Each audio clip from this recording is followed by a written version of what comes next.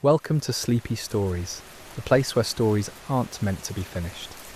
I'm Arthur, and tonight I'll be reading you a relaxing, sleepy story written by Pumby. We're heading to a quiet Japanese village during cherry blossom season, where an old festival returns each spring, bringing with it the scent of petals and something slower than time itself. Let your breathing deepen, allow your shoulders to drop, and simply drift with me into this gentle world. The village of Hanayama wakes differently during blossom season.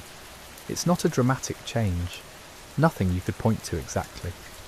More like the air itself decides to move at half speed, carrying with it the faintest suggestion of flowers you haven't quite seen yet. You arrive on the last train of the evening, stepping onto a platform where a single lantern sways in the breeze. Nobody rushes here. The station master nods without looking up from his newspaper. Beyond the wooden gate, a stone path winds between traditional houses with curved tile roofs, their dark wood frames glowing amber from the paper lanterns hung along the eaves.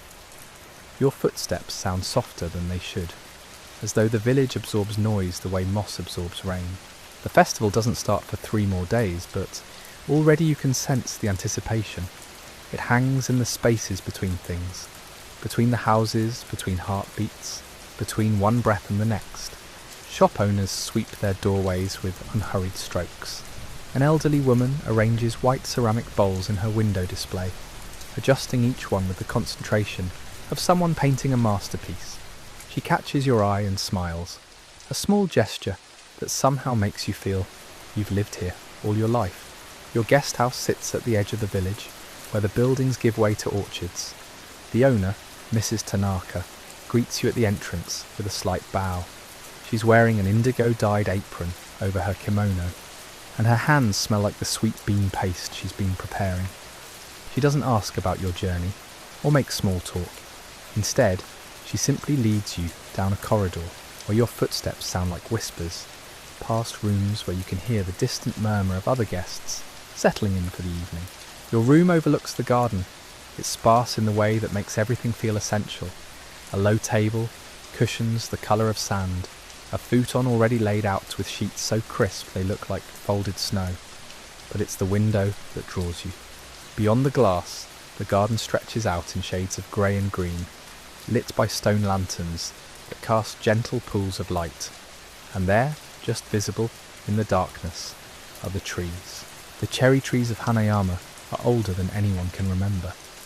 Their branches twist in patterns that suggest centuries of wind and weather, reaching toward each other across narrow paths like old friends holding hands.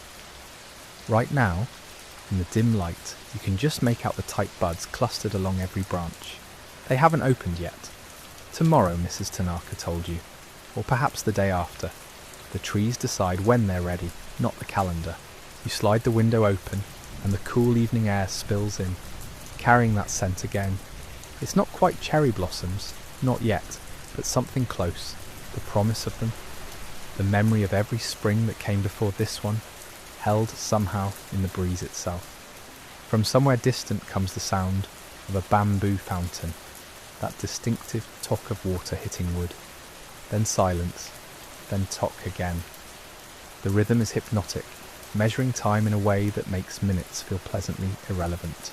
You kneel at the window, resting your arms on the sill, and simply watch the garden breathe. A cat appears on the stone path below, grey as smoke. It pauses, considers the world with typical feline skepticism, then continues its patrol with absolute certainty about where it's going. You envy that confidence. The cat disappears behind a manicured azalea bush, and you're alone again, with the almost blossoms and the talk of the fountain. Mrs. Tanaka returns with tea. She doesn't knock, just slides the door open with a soft whisper of wood on wood and sets a tray on the low table. The teapot is rustic, clearly handmade, with a glaze that shifts from brown to deep blue. She pours without speaking, and the steam rises in delicate spirals. The tea itself is pale green, almost translucent, and when you sip it, the taste is grassy and clean, like drinking distilled springtime. She tells you about the festival then, her voice quiet but clear. For 300 years, the village has celebrated the blossoms the same way. No loud music, no crowds of tourists pushing for photographs, just the villagers and a handful of guests walking among the trees at dawn when the light turns everything pink and gold. There will be small ceremonies, the lighting of special lanterns, the sharing of particular foods made only during this week. But mostly, she says, people just sit beneath the branches and watch the petals fall. It sounds almost disappointingly simple. You've been to festivals before, explosive, colourful affairs with drums and dancers and sensory overload, but something in Mrs. Tanaka's description makes your chest feel suddenly lighter. The idea of doing nothing except watching flowers fall seems, unexpectedly, like exactly what you've been needing without knowing it. She leaves you with the tea and the quiet. Outside, the sky has deepened to indigo, and the first stars are appearing between the branches. The buds seem fuller already, though surely that's your imagination. You sip your tea and feel your thoughts beginning to slow, matching pace with the village around you. Tomorrow you'll explore properly, meet the other guests, see the preparations taking shape. But tonight, there's only this: the window, the garden, the patient trees waiting to bloom. Welcome to Sleepy Stories, the place where stories aren't meant to be finished. I'm Arthur, and tonight I'll be reading you a relaxing, sleepy story written by Pumby. We return to a quiet village in Japan, where cherry trees stand on the edge of blooming, and time moves at its own gentle pace. Let your breathing slow, your body settle, and allow yourself to drift into this peaceful world where nothing demands urgency and everything invites you to simply be. Morning arrives without announcement. No alarm, no sudden jolt into wakefulness. Just gradual light filtering through the paper screens, turning them golden, and birdsong replacing the silence so gently you can't pinpoint when one became the other. You stretch beneath the thick futon, feeling how the mattress has moulded perfectly to your sleeping shape overnight. The room smells faintly of tatami, that earthy, grassy scent unique to woven rush. It's oddly comforting, like sleeping in a field without any of the discomfort. Rising slowly, you pad across the cool floor to the window. The garden looks completely transformed in daylight. What seemed mysterious and shadowed last night now reveals itself in precise detail. Every stone deliberately placed, every branch carefully trained. Even the moss growing between the pavers appears intentional, like someone painted it there with impossible patience. The cherry trees look fuller. You're certain of it now. The buds have swollen overnight, pale pink showing through splits in the outer casings. Mrs. Tanaka was right. Perhaps today, perhaps tomorrow. Breakfast arrives on a lacquered tray, delivered by a young woman who introduces herself as Yuki, Mrs. Tanaka's granddaughter. She's visiting from Osaka for the festival, she explains, her English careful and precise. The meal is simple but arranged like art.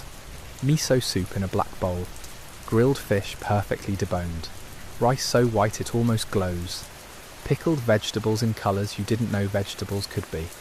Yuki tells you about the village as you eat. Only 73 people live here year-round. Most are elderly. The young ones leave for cities, for universities, for lives that move faster than cherry blossoms falling. But they come back for this week, always. She points through the window at a building you hadn't noticed, a small wooden structure with a curved roof, tucked between two ancient trees. The village shrine. Tonight, she says, the priests will perform the first ceremony, asking the trees for a good blooming, thanking them for returning again.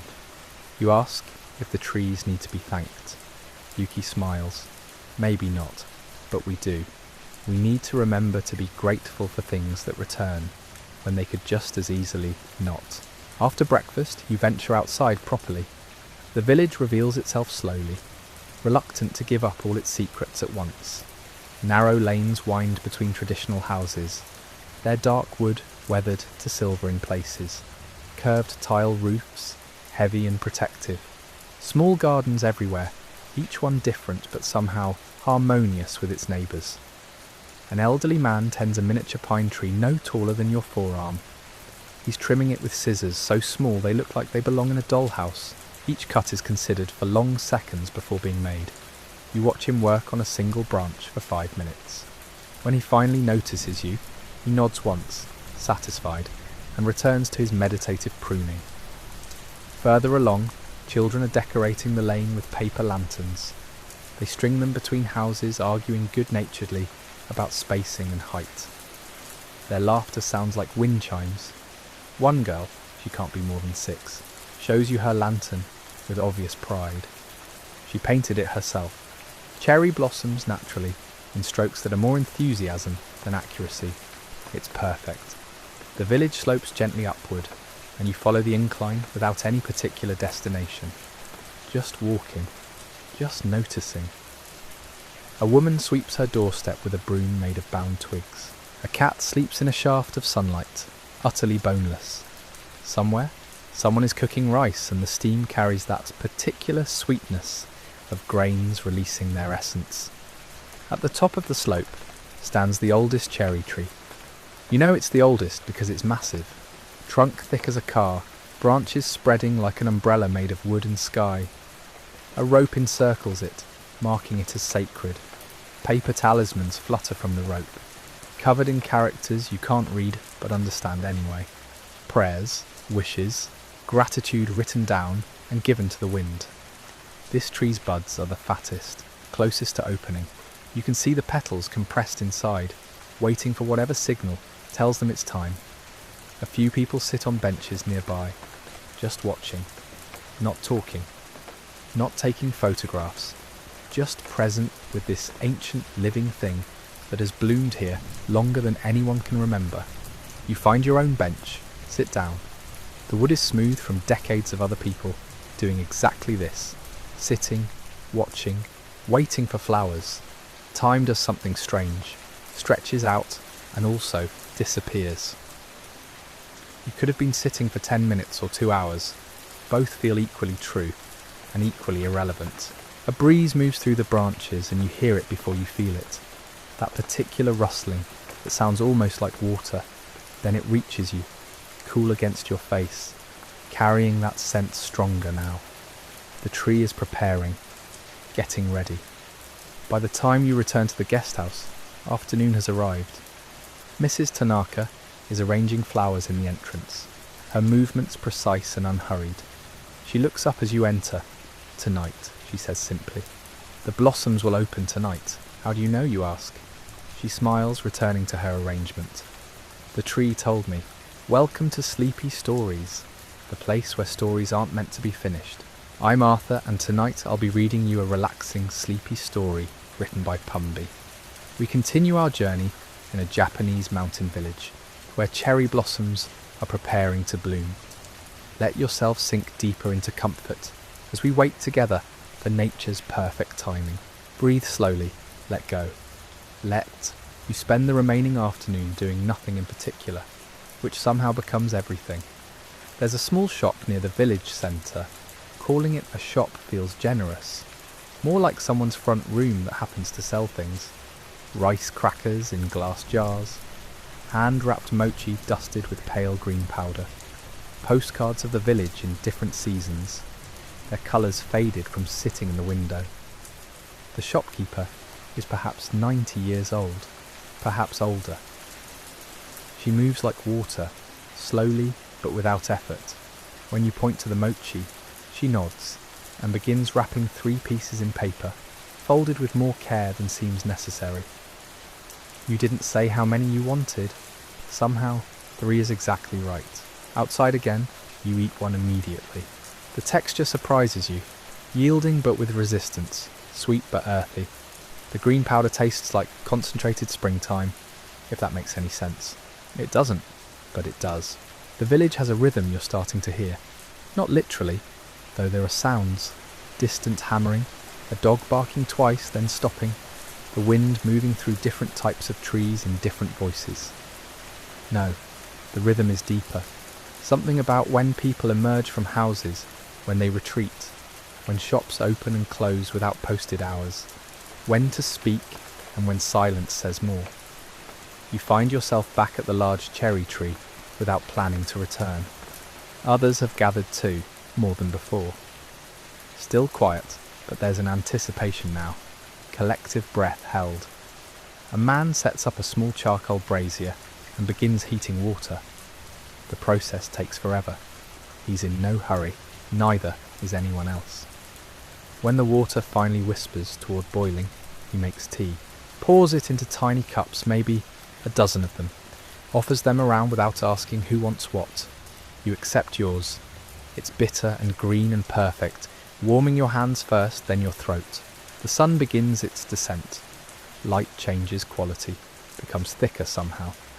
Golden but also silver. Shadows stretch long and lazy across the ground. Someone's positioned lanterns around the tree's base, but they're not lit yet. Waiting. Everything here is about waiting. But it never feels like impatience, just readiness. Mrs. Tanaka appears, you didn't see her arrive, carrying a cushion she places on a bench. She gestures for you to take it. The cushion is embroidered with cranes, their wings mid-flight, frozen in thread. You sit. The extra padding makes you feel honoured in a way that's difficult to explain. More villagers arrive as dusk deepens. They come in ones and twos, finding spots to settle. Some bring blankets, others just stand. There's an old woman who must have walked up the hill. You can hear her breathing, deep and steady, proud of making the climb. A young couple sits close together, not touching, but their proximity says everything. 3 children chase each other briefly, until their mother makes a sound, not quite a word, and they settle instantly, sensing the moment's weight. The sky shifts through colours that don't have names, that space between day and night, when both exist together. The first star appears tentative, then another. The temperature drops just enough to feel it on your skin. Someone lights the lanterns. Soft yellow light pools around the tree's base, making the trunk look even more ancient, even more permanent. Then you see it, the first blossom. One moment the bud is closed, and the next, you can't say exactly when the transition happens, a flower is open. 5 petals, pale pink fading to white at the edges, delicate beyond reason. How does something this fragile survive? But it does, it will. Then another opens, then 3 more. Then you lose count because they're opening everywhere. The entire canopy coming alive with white and pink. It's not dramatic, no sound, no fanfare, just this quiet unfolding, as if the tree is exhaling after holding its breath for a year. Someone starts crying softly. You don't turn to see who. It feels intrusive to look, but you understand. There's something about witnessing this. Nature keeping a promise, doing what it's done for centuries, continuing despite everything. It reaches something deep. The opening continues for an hour, maybe more. Blossoms emerging in waves, responding to signals you can't detect. Temperature, moonlight, something older than explanation. The tree transforms before your eyes, branches that were dark and bare becoming clouds of flowers. The scent intensifies, sweeter now, more present. It fills the air so completely, you can almost see it. No one speaks. There's nothing to say that wouldn't diminish this. Words feel too small, too clumsy. So you all sit together in silence, watching life insist on beauty, watching winter become spring in real time. When most of the blossoms have opened, people begin to leave, quietly, bowing slightly to the tree, to each other. The young couple rises, and the man touches the woman's back gently as they walk away. The children are carried, already asleep against their parents' shoulders. The old woman who climbed the hill stays longest. She's still there when you finally stand, your legs stiff from sitting. You look back once, the tree glows in the lantern light, covered in blossoms that weren't there this morning. Tomorrow they'll start their brief journey. Tonight they're perfect. Welcome to Sleepy Stories, the place where stories aren't meant to be finished. I'm Arthur, and tonight I'll be reading you a relaxing, sleepy story written by Pumby. We continue our journey through a world where cherry blossoms mark the passage of time. where ancient trees hold villages together, and where spring arrives not with fanfare, but with quiet certainty. Let your breathing slow. Let your body sink deeper into comfort. There's nowhere you need to be but here. You walk back down the hill as the moon climbs higher. The path is easier now, your feet knowing where to step even in darkness. Behind you, the tree stands luminous, a pale cloud against the night sky. You can still smell the blossoms, that scent following you like a memory that refuses to fade. The village below is quiet. Lanterns glow in windows. Smoke rises from a few chimneys, grey ribbons dissolving into black sky. You pass houses where families are settling in for the night, their voices soft murmurs through paper walls. A cat crosses your path, unhurried, tail high. It stops to regard you with luminous eyes before continuing its patrol. Your lodging is a traditional inn at the village edge. The owner left the door unlocked as promised. You slip inside, removing your shoes in the entryway. The wooden floor is smooth and cool beneath your feet, polished by decades of use. Your room is upstairs. Each step creaks, a different note, like the inn is playing itself. The futon has been laid out already. Fresh sheets. A pillow that smells faintly of lavender. The window overlooks the valley, and you slide it open, despite the cool air. You want to keep that connection to the night, to the blossoms, to everything you just witnessed. Sleep should come easily after such a day, but you find yourself sitting by the window instead, watching the darkness. Not restless, just not quite ready to let go of being awake. Sometimes the most peaceful moments are the ones where you're conscious enough to recognise the peace. A breeze carries the scent again, stronger now, as if the tree is sharing itself more generously, under cover of darkness. You think about all the springs this tree has seen, all the people who've sat beneath it, all the blossoms that opened and fell and returned again, the continuity of it, the reliability. In a world that seems increasingly uncertain, there's comfort in knowing some things persist.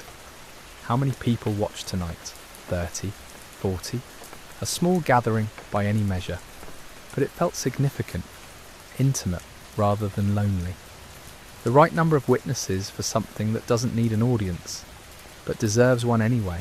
You lie down finally, pulling the quilt up. It's heavier than you expected, substantial. The weight feels grounding. Through the open window, you can hear night sounds. An owl somewhere, wind moving through bamboo with that distinctive hollow rustling. The distant bark of a dog, answered by another further away still. What must it be like to be that tree? To stand in one place for centuries, watching generations come and go, seasons cycling endlessly, the same earth beneath your roots, the same sky above your branches. Does it get lonely? Or is there peace in such permanence, in knowing your purpose so completely that nothing else matters? The blossoms will fall soon, a week, maybe 2. Then the petals will carpet the ground, pink and white against dark earth. They'll blow into corners, collect in streams, stick to shoes and bicycle tyres. The tree will green with leaves, trading flowers for shade. By summer, you'll barely remember it looked any different. But people will remember the night they opened, that moment of transformation. They'll carry it through the year, a small light in the back of their minds. When things feel heavy, they'll think of blossoms emerging in darkness, of promises kept by something that doesn't know how to break them. You're drifting now, that space between waking and sleeping where thoughts become loose and strange.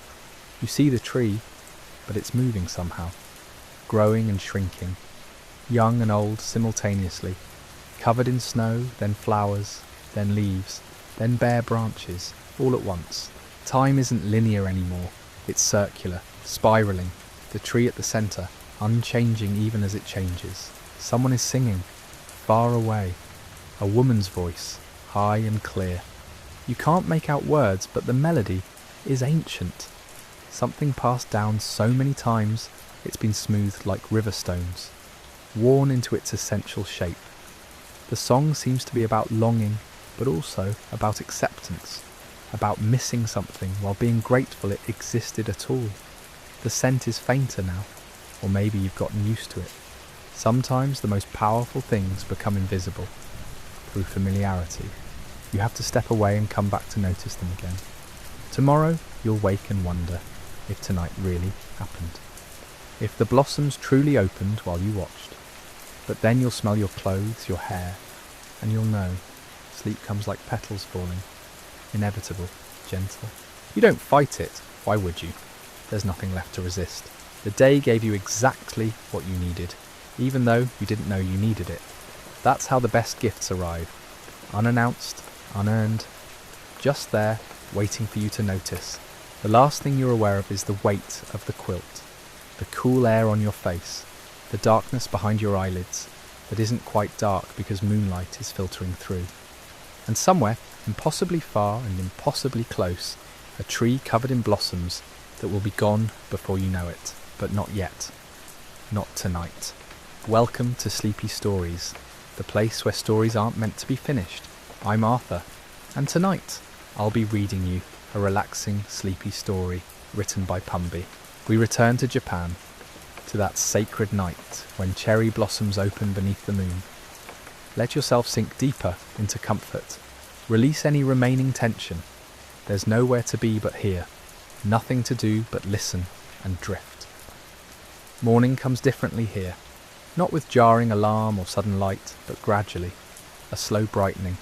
The way dawn should feel, but rarely does in ordinary life. You become aware of birdsong first. Not the aggressive, territorial calls of crows, but something gentler. Sparrows, maybe. Or the distinctive warble of the bush warbler, whose song sounds like it's asking a question. The air feels different on your skin, cooler than when you fell asleep. That pre-dawn chill that makes quilts feel especially necessary. Your eyes open without effort. No grogginess, just awareness arriving naturally. The way breathing continues whether you think about it or not. The room is dim but not dark. Grey light filtering through paper screens. Everything soft-edged. The wooden beams overhead. The corner where your bag rests. The low table. All of it gentle in this in-between hour. You lie still remembering. The walk through streets. Crowds gathering. That moment when the first blossom opened and everyone held their breath. How many hours ago was that? Time feels irrelevant. You're here now. That's what matters. Sitting up slowly, you notice the scent immediately. Still present but transformed. Mixed now with morning dampness, with earth and grass. The blossoms have been open for hours. Their fragrance has settled into everything. Your clothes, the tatami, your hair. You've become part of the ritual simply by witnessing it. Standing requires thought. Your body feels heavy in that pleasant way that follows deep sleep. The kind you haven't experienced in months, maybe longer. You move to the window. The tree stands transformed. What was sparse and architectural last night is now an explosion. A cloud of pink and white. Every branch so laden with blossoms, it seems impossible they can hold the weight. But they do. They always have. Early light catches the petals differently than moonlight did. Less ethereal, more solid. You can see their texture now. The delicate veins. The way some clusters hang heavier than others. A few petals have already fallen, scattered on the ground, like snow that doesn't melt. People are there. Of course they are. This isn't a private moment, never was. An elderly couple stands hand in hand, looking up, not speaking. Their silence says everything. A man photographs the tree methodically, moving around it in careful increments, capturing every angle. A woman sits on a bench nearby, sketch pad open, pencil moving quickly, trying to trap something that can't really be trapped. You understand the impulse, the need to hold on to this, to make it permanent somehow. But you also understand it won't work. The blossoms will fall, the memory will fade. That's the entire point. Dressing quietly, you slip outside. No one notices you. Everyone is focused on the tree. You join them, another pilgrim. Just one more person who needed to see this impossible thing. Up close, the blossoms are even more delicate than you imagined. Paper-thin petals, centres so pale they're almost translucent. How does something this fragile survive? Wind could destroy them. Rain could tear them apart. Yet here they are, defiant in their softness. A petal lands on your shoulder. You don't brush it away. Let it stay as long as it wants. Another gift you didn't ask for. The woman with the sketch pad looks up, catches your eye. She smiles slightly. That knowing smile people share when they've witnessed the same miracle. No words needed. You nod back. Time passes. You're not sure how much. The sun rises properly now, burning off the grey. Colours strengthen. The pink becomes more pink. The white more white. Everything sharpening into itself. Your phone is in your pocket. You could take a picture. Everyone else has. But you don't reach for it. Some things are better remembered than recorded. The image in your mind will be softer, warmer, more true somehow. Eventually you'll leave. Return to wherever you came from. The obligations waiting. The noise. The speed. All of it will reclaim you because that's how life works. You can't stay in this moment forever. But you'll carry something back. That certainty you felt watching blossoms open. That reminder that some things happen exactly when they're supposed to, regardless of human schedules or impatience. That beauty doesn't require your permission or understanding. It simply exists, offering itself to anyone patient enough to notice. The tree will bloom again next year, and the year after. Long after you're gone, it will continue this cycle. Buds forming, petals unfurling, blossoms falling. The same ritual, endlessly repeated. Different witnesses each time, but the same essential truth. You take one last long look, memorizing details, the particular curve of that branch, the way morning light catches dewdrops on petals, the sound of wind moving through flowers. Then you turn and walk back toward the guest house. Not sad exactly, something else, grateful maybe, for being here, for seeing this, for understanding, finally, why people have gathered for centuries to witness cherry blossoms opening in the dark. Behind you, petals begin to fall. Just a few at first, then more, drifting down like slow snow, covering the ground in layers of pink and white. The tree releasing its gift, making room for what comes next.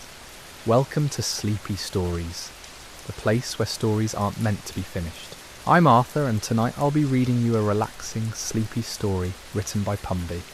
We close our journey in a Japanese village where cherry blossoms have just begun to fall, where morning light transforms everything it touches, and where the simplest moments hold the deepest truths. Let your body settle completely now. Release whatever you've been holding. Just breathe and be. The guest house is quiet when you return. Mrs. Tanaka is in the kitchen preparing breakfast. You can hear the gentle sounds of her work. Water running, a knife on a cutting board, the soft scrape of a pot on the stove. These ordinary sounds feel sacred somehow. Evidence of life continuing, of care being taken, of rituals that sustain us. She appears with tea, sets it down without fanfare. The cup is warm in your hands. The liquid inside is pale green, almost clear. It tastes like morning tastes, fresh, clean, uncomplicated. You tell her about the tree, how it looked in dawn light, how petals were already beginning to fall. She nods. Of course they are. That's their nature. To bloom brilliantly and briefly. To give everything and then let go. She tells you a story then, unprompted, about her grandmother, who used to say that people are like cherry blossoms. We open when we're ready.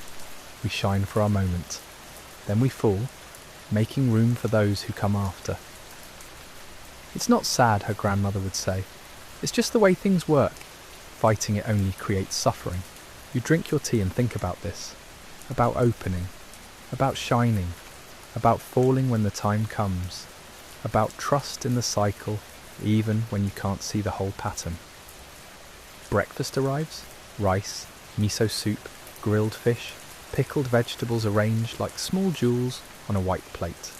You eat slowly, tasting everything, noticing textures, temperatures, the way flavours shift and combine. When did you last eat this mindfully? You can't remember. After breakfast you pack your things. Not rushing but not lingering either. Everything has its time. You fold your clothes carefully, placing them in your bag with attention, smoothing out wrinkles, making space for everything to fit. Even packing can be a meditation if you let it. The walk back to the station takes you through the village one last time. You notice things you missed before. A stone guardian statue, moss-covered and patient. A tiny shrine tucked between buildings, barely bigger than a birdhouse. Red Tory gates marking sacred spaces. How many of these did you walk past without seeing? The cherry trees line the main street, all of them blooming now. The entire village transformed into something from a dream. Petals fall continuously, drifting on currents you can't feel. They land on rooftops, in puddles, on the shoulders of people passing by. No one brushes them away. They're blessings, these falling petals. Temporary gifts. At the station, the same attendant sits reading the same newspaper. Or maybe a different one. It doesn't matter. He nods as you pass. That small acknowledgement that you were here, that you witnessed what needed witnessing. The platform is empty, except for you. The train won't arrive for another 15 minutes. You sit on a wooden bench, worn smooth by countless other travellers. Waiting doesn't feel like waiting, just being present in this particular moment, on this particular bench, in this particular place. A petal lands on the platform, then another. The wind must have carried them from the trees near the village centre. Even here, at the edge of leaving, the blossoms follow, reminding you, making sure you don't forget. The train appears in the distance, that low rumble growing louder, metal on metal, the sound of departure, of returning, of continuing. It pulls into the station with a hiss of brakes. Doors open, you step inside. Through the window, you watch the village recede. The station, the buildings, the trees, all of it growing smaller until it's just a memory. But the scent remains.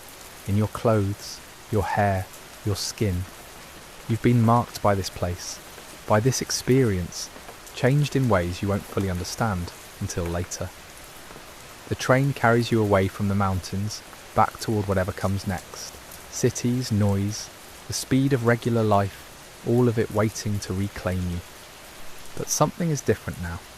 You're carrying the blossoms with you, their brief perfection, their willingness to fall, their trust in returning. You close your eyes, let the train's movement rock you gently. Outside, the world rushes past. Inside, you're still, centered, holding on to something you can't name but recognize as essential. The blossoms will finish falling within days. The trees will leaf out, trading flowers for shade. By summer, it will be hard to remember they ever looked different. But you'll know. You'll carry that knowing forward, into meetings and traffic and ordinary days. A small light in the back of your mind. A reminder that beauty doesn't last, and that's exactly what makes it beautiful. Somewhere behind you, in a village tucked into mountains, an ancient tree stands covered in falling petals. People gather beneath it still, watching, witnessing, learning again what they already knew, that everything opens in its time, everything falls when it must, and everything, given patience and care, returns.